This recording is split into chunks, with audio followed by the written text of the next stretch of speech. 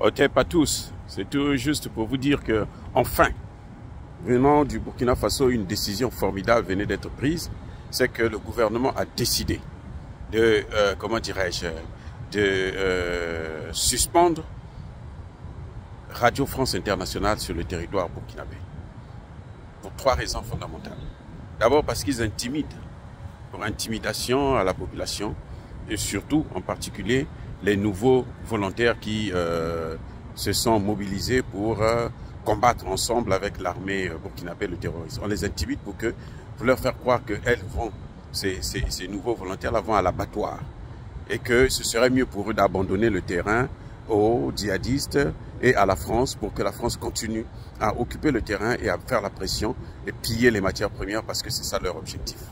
La deuxième raison qui a été évoquée par le gouvernement burkinabé, c'est la désinformation. Ce sont des manipulateurs. Ils véhiculent des fausses informations, des mensonges, grossiers d'ailleurs, hein, pour, comme d'habitude, intimider, pour déstabiliser le gouvernement. Mais aussi, ils accordent tout le temps, ils font que produire des informations pour discréditer l'action du gouvernement, l'action de l'armée burkinabé. Ils font croire que les Burkinabés ne font rien, que le nouveau gouvernement de Ibrahim Traoré ne fait absolument rien. Et donc, nous saluons vraiment la bravoure du président Traoré.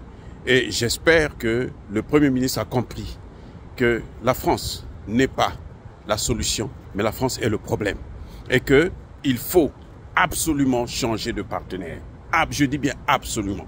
Si vous voulez lutter efficacement contre le terrorisme, il faut changer de partenaire et il faut maintenant commencer à regarder les autres projets, les autres situations comme le franc CFA, comme la langue française, qui doivent disparaître de chez nous.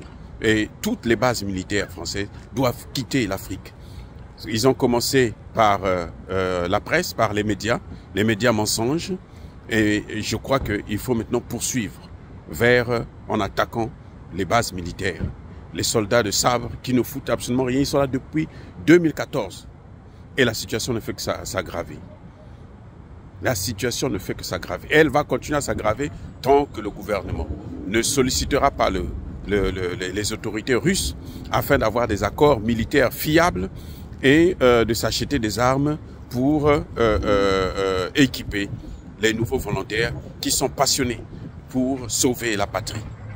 Or, bien-aimés frères et sœurs, encore une fois, soyez bénis par le Dieu des Kémites et que tous ceux qui persécutent le continent africain, tous ceux qui le pillent et le déstabilisent puissent être maudits, punis, écrasés, foudroyés, neutralisés par le Dieu des Kémites et par nos ancêtres angélisés.